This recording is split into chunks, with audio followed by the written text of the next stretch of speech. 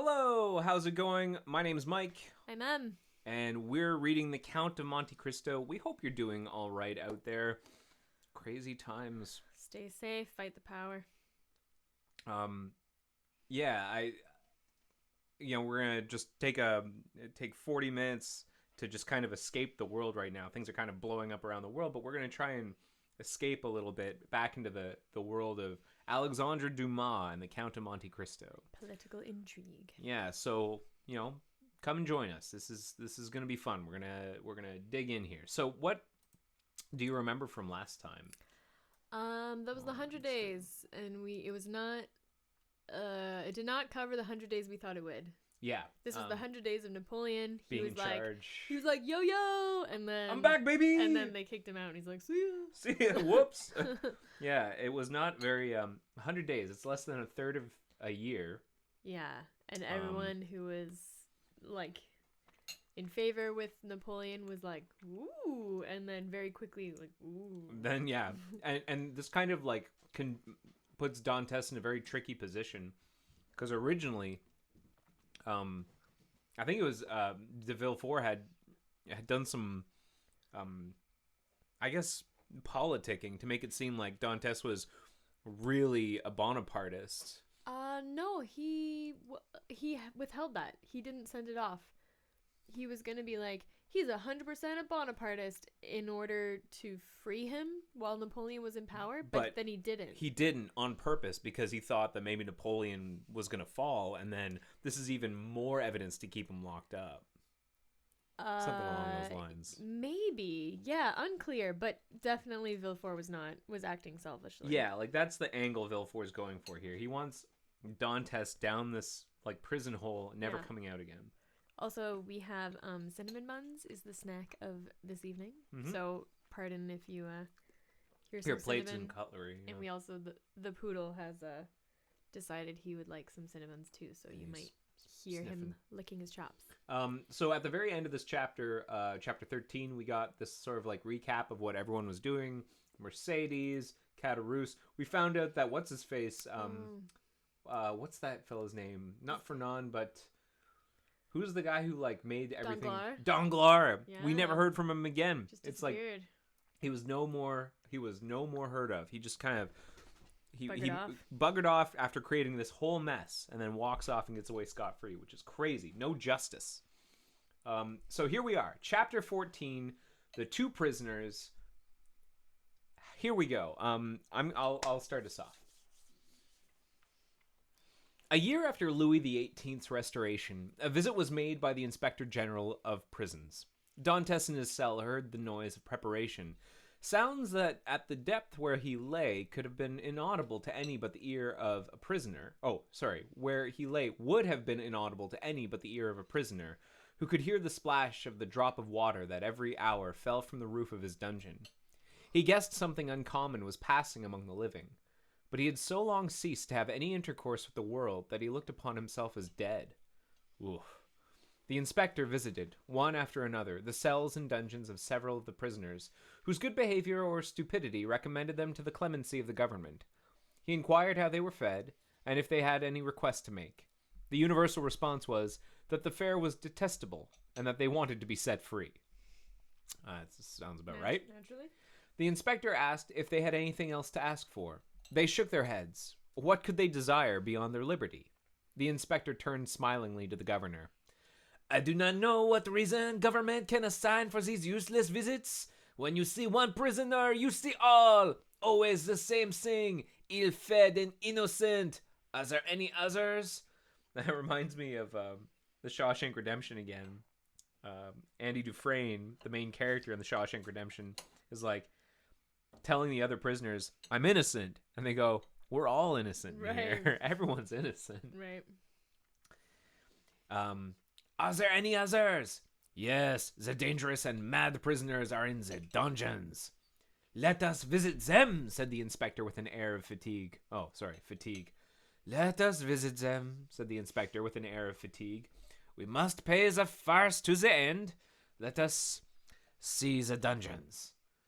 Let us first send for 2 soldiers, said the governor. The prisoners sometimes, through mere uneasiness of life, and in order to be sentenced to death, commit acts of useless violence, and you might fall a victim.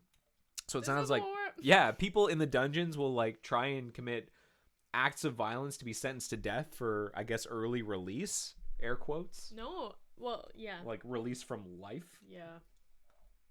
Okay, this was meant to be escapism and not... Getting pretty real. Getting pretty real, man. All right, I'll do a couple more lines. Take all needful precautions, replied the inspector. 2 soldiers were accordingly sent for, and the inspector descended a stairway so foul, so humid, so dark, as to be loathsome to sight, smell, and respiration. Take it away. Oh, cried the inspector. Who can live here? A most dangerous conspirator, a man we are ordered to keep the most strict watch over, as he is daring and resolute. I like that someone who has courage and determination is deemed the most dangerous person. Right. How great a statement is that? Yeah, like they're dangerous because they won't give up. Yeah. Yeah. Okay. He is alone? Certainly. How long has he been there? Nearly a year. Was he placed here when he first arrived? No, not until he attempted to kill the turnkey who took his food to him. To kill the turnkey? Yes, the very one who is lighting us. Is it not true, Antoine? Asked the governor. True enough. He wanted to kill me, returned the turnkey. He must be mad, said the inspector.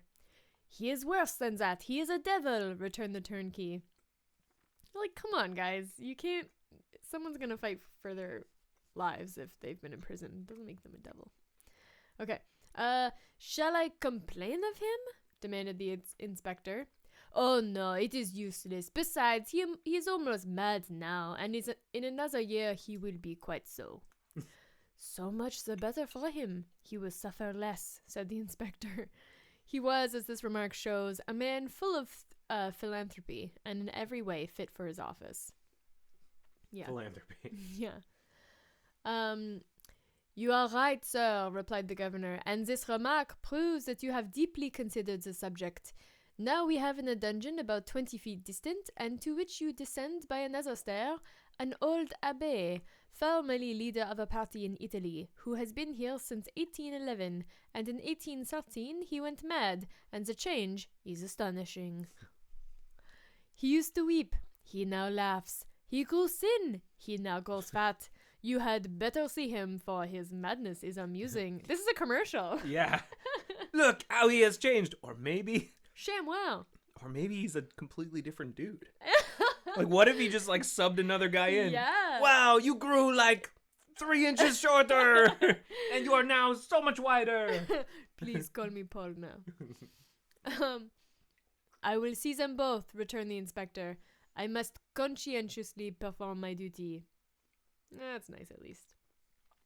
This was the inspector's first visit. Oh, he wished to display his authority. Let us visit this one first, added he. By all means, replied the governor, and he signed to the turnkey to open the door. At the sound of the key turning in the lock and the creaking of the hinges, Dantes, who was crouched in a corner of the dungeon, whence he could see the ray of light that came through a narrow iron grating above, raised his head. Seeing a stranger, escorted by 2 turnkeys holding torches and accompanied by 2 soldiers, and to whom the governor spoke bareheaded, Dantes, who guessed the truth, and that the moment to address himself to the superior authorities was come, sprang forward with clasped hands. Take it away. The soldiers interposed their bayonets, for they thought that he was about to attack the inspector, and the latter recoiled 2 or 3 steps. Dantes saw that he was looked upon as dangerous. I'm guessing he probably actually looks pretty messed up. Like, if this is a man who's been in here almost a year, I doubt that there's a shower in there. Yeah, it's like full-blown Jumanji style. He's an absolute mess. Yep. He's probably got, like, really long hair and this beard and nails. Like, we've seen how coiffed everyone is in, like, the little images, the little pictures in Yeah. this, the illustrations for this book. I'm eager to see what 1 year inside this prison has done to Dantes. You know, what does that look like? Because like the conditions are pretty bad. Let's see here. Then, infusing all the humility he possessed into his eyes and voice, he addressed the inspector and sought to inspire him with pity. The inspector listened attentively, then, turning to the governor, observed, "He will become religious. He is already more gentle. He is afraid and retreated before the bayonets. Madmen are not afraid of anything. I made some curious observations on this at Charenton." Then, I guess that's another prison, or maybe it's a school. Then, turning to the prisoner, "What is it you want?" said he. "I want to know what crime I have committed, to be tried, and if I am guilty, to be shot, if innocent, to be set at liberty." "Are you well fed?" said the inspector. "I believe so. I don't know. It's of no consequence. What matters really, not only to me, but to officers of justice and the king, is that an innocent man should languish in prison, the victim of an infamous denunciation, to die here, cursing his executioners." "You are very humble today," remarked the governor. "You are not so always. The other day, for instance, when you tried to kill the turnkey." Like a year ago? "I guess." "It is true, sir, and I beg his pardon, for he has always been very good to me, but I was mad." "And you are not so any longer?" "No. Captivity has subdued me. I have been here so long." "So long? When were you arrested, then?" asked the inspector. "The 28th of February, 1815, a.k.a. 1815. Okay. Nice though. At 2:30 in the afternoon. Today is the 30th of Janvier, Février, Mars, Avril, Juillet. Is it Juillet? Yeah. Okay. 1800. Okay. No, sorry. Says why it is but 17 months. Sorry, today is the 30th of July, 1816. Why, it is but 17 months. "Only 17 months," replied Dantes. "Oh, you do not know what is 17 months in prison. 17 ages, rather, especially to a man who, like me, had arrived at the summit of his ambition, to a man who, like me, was on the point of marrying a woman he adored, who saw an honorable career open before him, and who loses all in an instant, who sees his prospects destroyed, and is ignorant of the fate of his affianced wife, and whether his aged father be still living." He's not. He's not. I'm sorry, man. That's some dramatic irony right there. 17 months captivity to a sailor accustomed to the boundless ocean is a worse punishment than human crime ever merited. Have pity on me then, and ask for me not intelligence, but a trial. Not pardon, but a verdict. A trial, sir. I ask only for a trial. That surely cannot be denied to one who is accused. It's like, can I get a lawyer? I want my phone call and I want my lawyer. Like, a trial, some due process here. I don't exactly know. I mean, this is really shifty, like, 1800s law. I don't think, like, I don't know what kind of rights. You're under a monarch. Like, it's the king's.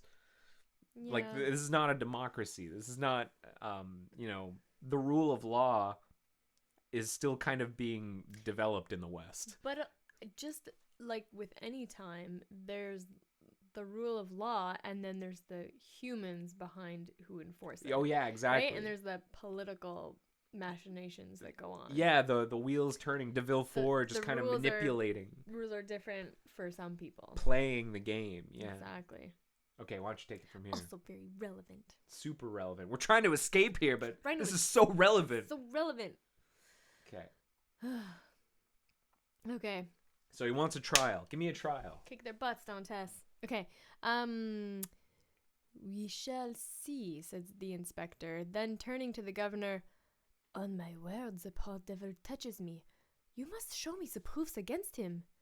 Certainly, but you will find terrible charges. Monsieur, continued Dantes. I can hear you all the way. I am within 2 feet. I can hear you. Yeah. I know it is not in your power to release me, but you can plead for me. You can have me tried, and that is all I ask. Let me know my crime and the reason why I was condemned. Uncertainty is worse than all. It just sunk into me now. He has no idea why any of this is happening. Like, it's probably been 17 months. He's been probably racking his brain. That's crazy. Yeah.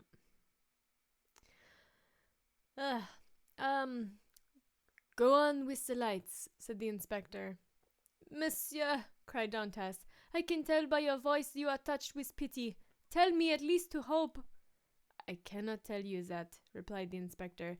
I can only promise to examine into your case. Oh, I am free, then I am saved. Who arrested you? Monsieur Villefort. See him and hear what he says. Monsieur Villefort is no longer at Marseille. He is now at Toulouse. I am no longer surprised at my detention, murmured Dantes, since my only protector is removed. Oh yeah, he thought that Villefort was like the guy who was going to free him. Had Monsieur de Villefort any cause of personal dislike to you? None.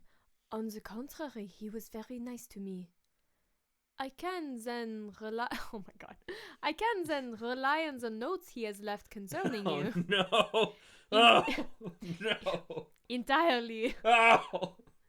That is well. God.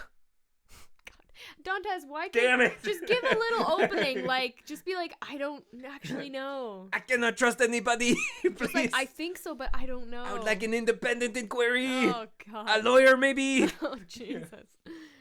That is well. Wait patiently, then.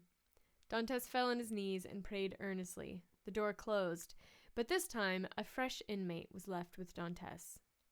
Hope. Oh, brutal. Because, that'll tear you down if you're not careful. Okay, so here he is. All right. This is our Dantes.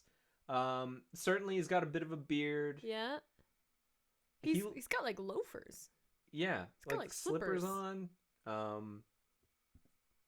It could just be the angle. He looks a bit beefier. Like, whenever you're wearing stuff like this, you Yeah. tend to look kind of, like, thin and svelte, and, like, because it's, like, Yeah. form-fitting.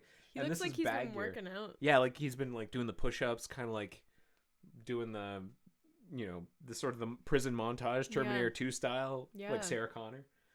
Yeah, like, he doesn't look thin in particular, No, whatever they've been feeding him. but his thighs look like he's working out. Please pass the protein powder! Okay. Do you want to go? Sure. Will you see the register at once? Asks the governor, or proceed to the other cell. Let us visit them all, said the inspector. If I once went up those stairs, I should never have the courage to come down again. Ah, this one is not like the other, and his madness is less affecting than this one's display of reason. What is his folly? He fancies he possesses an immense treasure. The first year he offered government 1,000,000 of francs for his release. The second, 2, the third, 3, and so on, progressively. He is now in his 5th year of captivity. He will ask to speak to you in private and offer you 5 millions. How curious. What is his name? The Abbé Faria. Number 27, said the inspector. It is here. Unlock the door, Antoine. The turnkey obeyed, and the inspector gazed curiously into the chamber of the Mad Abbé, as the prisoner was usually called. In the center of the cell, in a circle traced with a fragment of plaster detached from the wall, sat a man whose tattered garments scarcely covered him. He was drawing in the circle geometrical lines. Oh, not a good sign. Oh, man. Just triangles everywhere. Yeah, just like this Illuminati. Yeah, this is like the occult equivalent of the like red yarn wall of crazy. Yeah. Okay. He was drawing in this circle geometrical lines and seemed as much absorbed in his problem as Archimedes was when the soldier of Marcellus slew him. He did not move at the sound of the door and continued his calculations until the flash of the torches lighted up with an unwanted glare the somber walls of his cell. Then, raising his head, he perceived with astonishment the number of persons present. He hastily seized the coverlet of his bed and wrapped it round him. My word. I didn't know I'd be having guests today. Pardon me. Pardon me. I would have worn my nice coat. What is it you want? Said the inspector. Aye, monsieur, replied the abbe with an air of surprise. I want nothing. You do not understand, continued the inspector. I am sent here by government to visit the prison and hear the requests of the prisoners. Oh, that is different, cried the abbe. And we shall understand each other, I hope. There, now, whispered the governor. It is just as I told you. Monsieur, continued the prisoner. He's in such, like... I'm making him bouncy. Yeah. I am the Abbe Faria, born at Rome. I was for 20 years Cardinal Spada's secretary. I was arrested. Why? I know not. Towards the beginning of the year 1811, 1811. Since then, I have demanded my liberty from the Italian and French government. Why from the French government? Because I was arrested at Piombino, and I presume that, like Milan and Florence, Piombino has become the capital of some French department. Ah, said the inspector, you have not the latest news from Italy. You are way out of date. How long have you been here, man? Is Napoleon still emperor? My information dates from the day on which I was arrested, returned the Abbe Faria. And as the emperor had created the kingdom of Rome for his infant son, I presume that he has realized the dream of Machiavelli and Caesar Borgia, which was to make Italy a united kingdom. Monsieur, returned the inspector, Providence has changed this gigantic plan you advocate so warmly. It is the only means of rendering Italy strong, happy, and independent. Is this guy French or Italian? I think he's Italian. He's born in Rome. Shoot. That's maybe in prison he's gained a French accent. Okay, let's say that. Very possibly. Only I am not come to discuss politics, but to inquire if you have anything to ask or to complain of.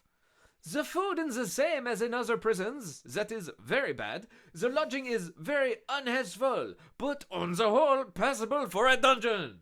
But it is not that which I wish to speak of, but a secret I have to reveal of the greatest importance. We are coming to the point, whispered the governor. He's like, oh, here we go. Here we go. The roller coaster. Actually, I think he's like, here we go. Here we go. This is my yearly amusement. He like talks to the guard. One of the soldiers is like, I told you. 20 francs. Yeah, that's right. That's right. I told you. Bingo. Bingo. Yeah. Bada bing, baby. It is for that reason I am delighted to see you, continued the abbe. Although you have disturbed me in a most important calculation, which, if it succeeded, would possibly change Newton's system. Could you allow me a few words in private? What did I tell you? Said the governor. You knew him, returned the inspector with a smile. What you ask is impossible, monsieur. Oh, wait. What you ask is impossible, monsieur, continued he, addressing Faria. So now, here he is. Faria looks a lot worse than Dantes. You know what I imagine him as is, remember when Jafar was disguised as the prisoner in Aladdin, in the animated film Aladdin? Never saw the live action, but the animated film Aladdin, he's got like the one with the gold makes the rules. Like that sort of like old man thing. Like that's what I think we got going on. Old here. man, yeah, buoyancy. Teeth falling out of his mouth. Maybe a bit of a humpback. Clothes just in rags. Like this is, I think, his blanket that he's tied like a cape around him. All right, take it away. Right. But, said the abbe, I would speak to you of a large sum amounting to 5 millions. The very sum you named, whispered the inspector in his turn. However, continued Faria, seeing that the inspector was about to depart, it is not absolutely necessary for us to be alone. The governor can be present. Unfortunately, said the governor, I know beforehand what you are about to say. It concerns your treasures. Treasures, does it not? Faria fixed his eyes on him with an expression that would have convinced anyone else of his sanity. Of course, said he. Of what else should I speak? Mr. Inspector, continued the governor, I can tell you the story as well as he, for it has been dinned in my ears for the last 4 or 5 years. That proves... Oh, God. That proves, returned the abbé, that you are like those of Holy Writ, who having eyes see not, and having ears hear not. My dear sir, the government is rich and does not want your treasures, replied the inspector. Keep them until you are liberated. The abbé's eyes glistened. He seized the inspector's hand. But what if I am not liberated? Cried he, and am detained here until my death? This treasure will be lost. Had not government better profit by it? I will offer 6 millions, and I will content myself with the rest, if only they will give me my liberty. On my word, said the inspector in a low tone, had I not been told beforehand that this man was mad, I should believe what he says. I am not mad, replied Faria, with that acuteness of hearing peculiar to prisoners. I'm sorry, you're like a couple feet in front of me. Like how big is this cell? This is Yeah. not like a tennis court. This guy's got amazing hearing. He can hear someone in the same room. Yeah. The treasure I speak of really exists, and I offer to sign an agreement with you, in which I promise to lead you to the spot where you shall dig, and if I deceive you, bring me here again. I ask no more. The governor laughed. Oh, is he gonna buddy cop with Dantes? I got a feeling he's not lying. Yeah, I think it's real. I think this is the setup that he actually has a bunch of money. He's like, I'm not crazy. I might be a little like eccentric, but like he's not crazy. He's got all this money. I think he and Dantes and maybe some others. I get the feeling that there's almost like a Mighty Ducks crew of like wacky prisoners down here. Something's gonna happen. They're all gonna get broken out, and they're gonna form a band of merry pirates, and they're like gonna go. the Dread Pirate Roberts, and they're gonna be loaded with Yes. like millions of francs, and then it's Can't wait. and then it's go time. And then it's vengeance time. It's vengeance time, and we've got like financial support. We got like a pile of money. We can like do like crazy revenge. I can't wait. Yeah. Okay. That's the hypothesis. We don't actually know. We've never read this book. Fingers crossed. No justice in the world. Where are we? Oh, where is it? Is the spot far from here? Oh yeah. The governor laughed. Is the spot far from here? 100 leagues. It is not ill planned, said the governor. If all the prisoners took it into their heads to travel 100 leagues, and their guardians consented to accompany them, they would have a capital chance of escaping. The scheme is well known, said the inspector, and the abbé's plan has not even the merit of originality. Then turning to Faria, I inquired if you are well fed, said he. Swear to me, replied Faria, to free me if what I tell you prove true, and I will stay here while you go to the spot. Why would you even trust them, though? Yeah, that's crazy. They're gonna take your money and leave you to rot. Like, duh. Yeah, like I was just thinking, like if I were, suppose I had a whole bunch of treasure, I wouldn't bury it all in the same place. Yeah. I'd secretly bury Right. chunks of it in different places. Maybe he did that. Maybe he Buried did a it. chunk of it. Yeah, and then like put a small place, like a small deposit somewhere, so that you can kind of like entice and prove to people, and then gain leverage. Mm-hmm. Are you well fed? Repeated the inspector. Monsieur, you run no risk, for, as I told you, I will stay here, so there is no chance of my escaping. I mean, like, yeah, that's a good... I mean, if He's someone... putting together a great case. Right, if someone said, I've got, like, 5 million, whatever the currency is, and wouldn't you be curious enough to be like, all right, just tell me where it is, and maybe I'll see in my off I time. wonder if this is like the French late 1800s French equivalent of like the Prince of Nigeria scam, where it's like, I won't even go with you, but you have to go there. Just goes there, and then when he gets there, he's got to pay like a toll, like $1,000 franc toll, and it's his brother or something.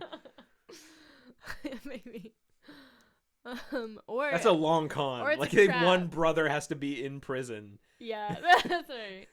It Well, would pay off. unless he is sending them into A death trap. a death trap. Yeah. Yeah. Doo-doo-doo-be-doo. You do not reply to my question, replied the inspector impatiently. "No, you to mine," cried the abbe. "You will not accept my gold. I will keep it for myself. You refuse me liberty, God will give it to me," aka Dantes. And the abbe, casting away his coverlet, naked, resumed his place and continued his calculations. So, I wonder if he's a genius. You know, if he's talking about stuff that's going to throw Newton, like, or like rip Newtonian physics a new one. Maybe he's talking about, like, quantum physics! This thing's very small! Newton had no idea! Spooky action at a distance! That's all you. Okay, well, what do we have here? We've got the inspector, the governor. Oh, this is probably the governor? Or the inspector? No, it's got to be the inspector. He's got a fancy hat. And this is the governor, which is like I think the warden? The governor? The warden? Yeah. And then that's like the turnkey. Antoine, yeah, he's got the keys here. You will not accept my gold. I will keep it for myself. And he's kind of got like a Jesus thing going on. Big beard, the kind of a Jacques arm. Yeah, look at this pose. And then the kind of drapey, cool outfit. Yeah. What is he doing here? Oh, what is he doing there? Said the inspector. Counting his treasures, replied the governor. Faria replied to this sarcasm with a glance of profound contempt. They went out. The turnkey closed the door behind them. He was wealthy once, perhaps, said the inspector. Or dreamed he was, and they woke mad. After all, said the inspector, if he had been rich, he would not have been here. Oh, snap! So the matter ended for the Abbé Faria. He remained in his cell, and this visit only increased the belief in his insanity. Oh, man. Caligula or Nero, those treasure seekers, those desirers of the impossible, would have accorded to the poor wretch, in exchange for his wealth, the liberty he so earnestly prayed for. But the kings of modern times, restrained by the limits of mere probability, have neither courage nor desire. They fear the ear that hears their orders, and the eye that scrutinizes their actions. Formerly, they believed themselves sprung from Jupiter and shielded by their birth, but nowadays they are not inviolable. I guess it's like, back in the day, people used to believe we were like divinely ordained, but nowadays it's like, clearly we've been overthrown before and we can be overthrown again, so we're like afraid of our subjects. Sensitivity to the structure of authority changing. Yeah. It has always been against the policy of despotic governments to suffer the victims of their persecutions to reappear. This is really really relevant. As the Inquisition rarely allowed its victims to be seen with their limbs distorted and their flesh lacerated by torture, so madness is always concealed in its cell. From whence, should it depart, it is conveyed to some gloomy hospital, where the doctor has no thought for man or mind in the mutilated, being the jailer, or has no thought for man or mind in the mutilated being the jailer delivers to him. The very madness of the Abbé Faria, gone mad in prison, condemned him to perpetual captivity. Okay, why don't you take us home? Okay. The inspector kept his word with Dantes. He examined the register and found the following note concerning him. Okay, here we go. This is the stuff that Villefort wrote. Damn it. Okay, here we go. Edmond Dantes, violent Bonapartist, took an active part in the return from Elba. The greatest watchfulness and care to be exercised. This note was in a different hand from the rest, which showed that it had been added since his confinement. The inspector could not contend against this accusation. He simply wrote, nothing to be done. But, like, it doesn't have any of the details of what... I've done my job here. It's a closed case. It says he took an active part. Did what, though? Like, did what? And also, is he going to go back down to Dantes and be like, it says you were a Bonapartist? This proof is unassailable. Yeah, like, what the frick, man? This visit had infused new... Oh, man. This is brutal. The sort of like the hopeless hope. This visit had infused new vigor into Dantes. He was working out harder than before. Mm-hmm. He had till then forgotten the date, but now with a fragment of plaster, he wrote the date, 30th of July, 1816, and made a mark every day in order not to lose his reckoning again. Days and weeks passed by, then months. Dantes still waited. He at first expected to be freed in a fortnight. This fortnight expired, he decided that the inspector would do nothing until his return to Paris. and that he would not reach there until his circuit was finished. He therefore fixed 3 months. 3 months passed away, then 6 more. Finally, 10 months and a half had gone by, and no favorable change had taken place, and Dantes began to fancy the inspector's visit but a dream, an illusion of the brain. At the expiration of a year, the governor was transferred. He had obtained charge of the fortress at Ham. Ham, girl! Ham, girl! Watch Community. He took with him several of his subordinates, and among them Dantes's jailer. Okay, that's good. I guess, except, well, yeah, you know. Because no one can be like, he's a madman, he tried to kill me. They don't have that history. I mean, they might have notes on barely the have any subjects. notes. Yeah, exactly. I mean, look, nothing to be done. Violent Bonapartist. A new governor arrived. It would have been too tedious to acquire the names of the prisoners. He learned their numbers instead. This horrible place contained 50 cells. Their inhabitants were designated by the numbers of their cell, and the unhappy young man was no longer called Edmond Dantes. He was now number 34. Wow. Tomcat. Wow. That's a great chapter. Really, really interesting. So yeah, here we have Dantes just killing time in prison in horrible conditions, and we're seeing this, like, you know, he's snared in this trap, this really brutal trap, because he actually believes that de Villefort had his best interests at heart. And he believes in the system. He believes in the system. Yeah, he's like, oh, all you need to do is, like, look into my case. This has clearly been a case of mistaken identity. Yeah. And, oh, you said you'd look into my case? I trust you will look into my case. Yeah, like, everything's going to be fine. It'll be tomorrow. Okay, it'll be next week. Okay, it'll be next month. Okay, it'll be 6 months from now. Okay, 6 more months. You know, like, this. Yeah, how much naivete can you have? How far away do you think he is from? And maybe we'll find out in the next chapter. But from the other prisoner, like, can they talk?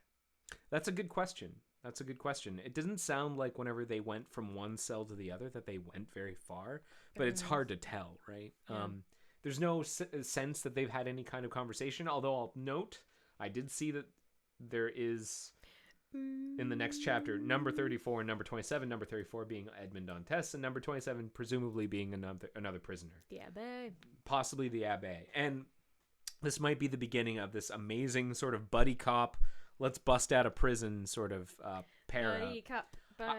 I really kind of want it to be like the Mighty Ducks, where they've each got, like, the individual skills that when they put together, they can break out of prison. Like, hey, that guy's really good at disguises.